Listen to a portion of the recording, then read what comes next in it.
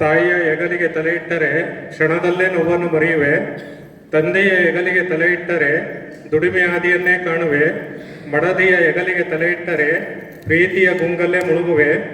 ರಾಜಕಾರಣಿಯ ಹೆಗಲಿಗೆ ತಲೆ ಇಟ್ಟರೆ ಭ್ರಷ್ಟಾಚಾರದ ಹಾದಿ ಹಿಡಿಯುವೆ. ಶಿಕ್ಷಕನ ಹೆಗಲಿಗೆ ತಲೆ ಇಟ್ಟರೆ ಅಜ್ಞಾನವನ್ನು ಕಳೆದುಕೊಳ್ಳುವೆ.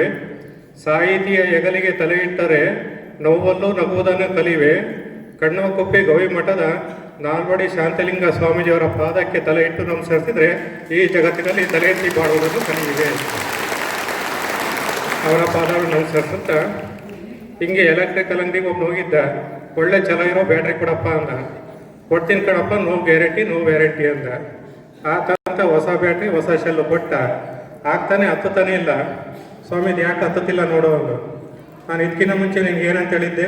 ನೋ ಗ್ಯಾರಂಟಿ ನೋ ವ್ಯಾರಂಟಿ ಅಂತ ಹೇಳಿದ್ನಲ್ಲ, ವಾಪಸ್ಸು ನಾನು ದುಡ್ಡು ಕೊಡಲ್ಲ ಅಂದ. ಆತಂತ ಮೆಕ್ಯಾನಿಕ್ ಹತ್ರ ಹೋದ. ಇದನ್ನು ಸ್ವಲ್ಪ ಸರಿ ಮಾಡಿಕೊಡಪ್ಪ ಅಂದ.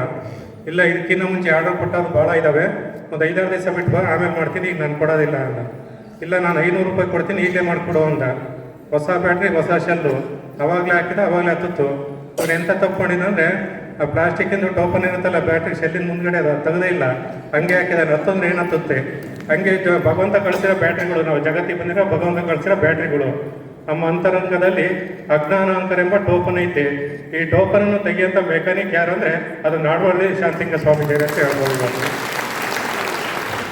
ನಾನು ಕರ್ನಾಟಕದ ಹಲವಾರು ಮಠಗಳಿಗೆ ಹೋಗ್ತೀನಿ, ಸಾವಿರಾರು ಮಠಗಳಿಗೆ. ನನಗೆ 2 ರೀತಿ ಸ್ವಾಮಿಯರು ಪರಿಚಯ ಇದ್ದಾರೆ ಈ ಜಗತ್ತಿನಾಗೆ, ನಾಡಿನಲ್ಲಿ. ಒಬ್ಬರು ಕರ್ಕಂದುಣ್ಣ ಸ್ವಾಮಿಯರು, ಇನ್ನೊಬ್ರು ಕದಾಕಿನುಣ್ಣ ಸ್ವಾಮಿಯರು. ಕರ್ಕಂದುಣ್ಣ ಸ್ವಾಮಿಯರು ಯಾರು ಅಂದರೆ ಅದು ನಮ್ಮ ಕಣ್ಕೊಪ್ಪಿಯ ನಾಲ್ವಡಿ ಶಾಂತಲಿಂಗ ಸ್ವಾಮೀಜಿಯರು ಅಂತ ಹೇಳ್ಬೋದು. ಇವತ್ತು ಗಾಂಧೀಜಿಯವರಿಗೆ ಸ್ವಾತಂತ್ರ್ಯದ ಕನಸು, ಅಂಬೇಡ್ಕರ್ಗೆ ಸಮಾನತೆ ಕನಸು, ಬುದ್ಧನಿಗೆ ಶಾಂತಿಯ ಕನಸು, ಮದರ್ ತೆರೇಸರಿಗೆ ಬಡ ಮಕ್ಕಳನ್ನು ಉದ್ಧರಿಸುವ ಕನಸು, ಚಕ್ರವರ್ತಿ ಅಲೆಕ್ಸಾಂಡರ್ಗೆ ಸಾಮ್ರಾಟನಾಗುವ ಕನಸು, ಅಣ್ಣಾಚಾರ್ಯಗೆ ಗ್ರಾಮೀಣ ಅಭಿವೃದ್ಧಿಯ ಕನಸು, ನರೇಂದ್ರ ಮೋದಿಯವರಿಗೆ ಸ್ವಚ್ಛ ಭಾರತದ ಕನಸು, ಹುಡುಗರಿಗೆ ಹುಡುಗಿಯರ ಕನಸು, ಹುಡುಗಿಯರಿಗೆ ಮದುವೆಯ ಕನಸು, ಮುದುಕಿಯರಿಗೆ ಮರಣದ ಕನಸು. ನಮ್ಮ ಕಣ್ಣುಕೊಪ್ಪಿ ನಾಲ್ವಡಿ ಶಾಂತಲಿಂಗ ಸ್ವಾಮೀಜಿಯವರಿಗೆ ಗವಿಮಠವನ್ನೇ ಭಕ್ತರ ಪಾಲಿನ ಕೈಲಾಸ ಮಾಡಬೇಕೆಂಬುದೇ ಕನಸು. ಅವರ ಜೊತೆಗಿರೋದು ನಾವೆಲ್ಲ ಮಾಡಬೇಕು ಮನಸ್ಸು, ಆಗ ನಾವೇ ಕಾಣ್ತೀವಿ ಜೀವನದಲ್ಲಿ ಯಶಸ್ಸು ಅಂತ ಹೇಳ್ತಾ ಒಂದು ಕವನ ಕೊಟ್ಟು ಹೇಳಿ ನಾನು ಮಾತು ಮುಗಿಸ್ತೀನಿ. ಗವಿಮಠದ ವರ್ಣನೆ ನಾ ಏನಂತ ಆಡಲಿ, ದೇವಲೋಕದಿಂದ ಸ್ವರ್ಗವೇ ಹಿಡಿದಿದೆ ಭುವಿಗೆ ಇಲ್ಲಿ, ಬಣ್ಣಿಸಲು ಸಾಲದು ನಾಲ್ವಡಿ ಶಾಂತಲಿಂಗ ಸ್ವಾಮೀಜಿಯವರ ಮಹಿಮೆ. ಕಣ್ಣುಕೊಪ್ಪಿ ಗವಿಮಠವು ಆಗಿದೆ ಸದ್ಭಕ್ತರಿಗೆ ಚೈತನ್ಯದ ಚಿಲುಮೆ. ನಾಲ್ವಡಿ ಶಾಂತಲಿಂಗ ಸ್ವಾಮೀಜಿಯವರು ಹಣೆಯಲ್ಲಿ ಧರಿಸಿದರು 3 ಬಟ್ಟು ವಿಭೂತಿ. ಇವರು ಮಾತನಾಡಿದರೆ ಅದುವೇ ದಿವ್ಯಜ್ಞಾನ ಜ್ಯೋತಿ. ಬಾಯಿಂದ ಬಂದ ಮಾತು ವೇದ ವಾಕ್ಯ, ಅದು ನುಡಿದದ್ದು ನಡೆಯಲೇಬೇಕು ನಿತ್ಯ ಸತ್ಯ. ಭಕ್ತರ ಮನದೊಳಗಿನ ಮಾತು ಇವರಿಗೆ ತಾ ಗೊತ್ತು, ಒಣಜಂಬ ಒಣದಿಮಾಕು ನಡೆಯದಿಲ್ಲಿ ಯಾವತ್ತು.